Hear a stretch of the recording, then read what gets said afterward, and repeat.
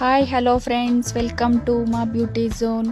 ಇವತ್ತು ಮನೆಯಲ್ಲೇ ಸಿಗೋವಂಥ ಪದಾರ್ಥಗಳನ್ನು ಯೂಸ್ ಮಾಡಿಕೊಂಡು ನಮ್ಮ ಸ್ಕಿನ್ನ ಯಾವ ರೀತಿ ಗ್ಲಾಸಿ ಸ್ಕಿನ್ನಾಗಿ ಮಾಡ್ಕೋಬೋದು ಅಂತ ನೋಡೋಣ ಬನ್ನಿ. ಮೊದಲನೇದಾಗಿ ಕಡಲೆ ಹಿಟ್ಟು ನಮ್ಮ ಸ್ಕಿನ್ಗೆ ತುಂಬ ಪ್ರಯೋಜನಕಾರಿ. ಇದನ್ನು ಮುಖಕ್ಕೆ ಹಚ್ಚೋದ್ರಿಂದ ಕಲೆಗಳು ನಿವಾರಣೆ ಆಗುತ್ತೆ ಮತ್ತು ನೈಸರ್ಗಿಕವಾಗಿ ಸ್ಕ್ರಬ್ ಆಗಿ ಕೆಲಸ ಮಾಡುತ್ತೆ ಮತ್ತು ಮೊಡವೆಗಳ ಸಮಸ್ಯೆಯನ್ನು ಹೋಗಲಾಡಿಸುತ್ತೆ, ಮುಖದ ಟ್ಯಾನಿಂಗನ್ನು ಕಮ್ಮಿ ಮಾಡುತ್ತೆ. ನೆಕ್ಸ್ಟು ಕಾಫಿ ಪೌಡ್ರನ್ನ ಫೇಸ್ ಸ್ಕ್ರಬ್ ಆಗಿ ಬಳಸ್ಬೋದು ಮತ್ತು ಕಾಫಿ ಪೌಡ್ರಿಂದ ಅದರಲ್ಲಿರೋ ಸ್ಕಿನ್ನಲ್ಲಿರೋಂತಹ ಡೆಡ್ ಸ್ಕಿನ್ನು ಮತ್ತು ಟ್ಯಾನ್ ಆಗಿರೋದು ಮತ್ತು ಬಿಸಿಲಿಗೆಲ್ಲ ಹೋಗಿ ನಮ್ಮ ಸ್ಕಿನ್ನು ತುಂಬ ಹಾಳಾಗಿರುತ್ತೆ ಮತ್ತು ಈ ಥಂಡಿ ಟೈಮಲ್ಲೆಲ್ಲ ಒಂಥರ ಹೊಡೆದಂಗಾಗಿರುತ್ತೆ, ಅದನ್ನೆಲ್ಲ ಕಮ್ಮಿ ಮಾಡುತ್ತೆ.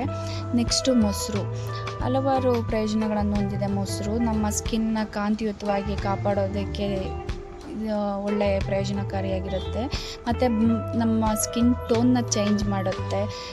ಬ್ಲೀಚಿಂಗ್ ರೀತಿಯಲ್ಲಿ ನಮ್ಮ ಮೊಸರನ್ನ ಯೂಸ್ ಮಾಡ್ಬೋದು. ಹಾಗಾಗಿ ಮೊಸರಿಂದ ನಮ್ಮ ಫೇಸ್ನ ಕಾಟನ್ನಲ್ಲಿ ಡಿಪ್ ಮಾಡಿ ಆಗಾಗ್ಗೆ ಒರೆಸ್ತಾ ಇದ್ರೆ ತುಂಬ ಚೆನ್ನಾಗಿರುತ್ತೆ.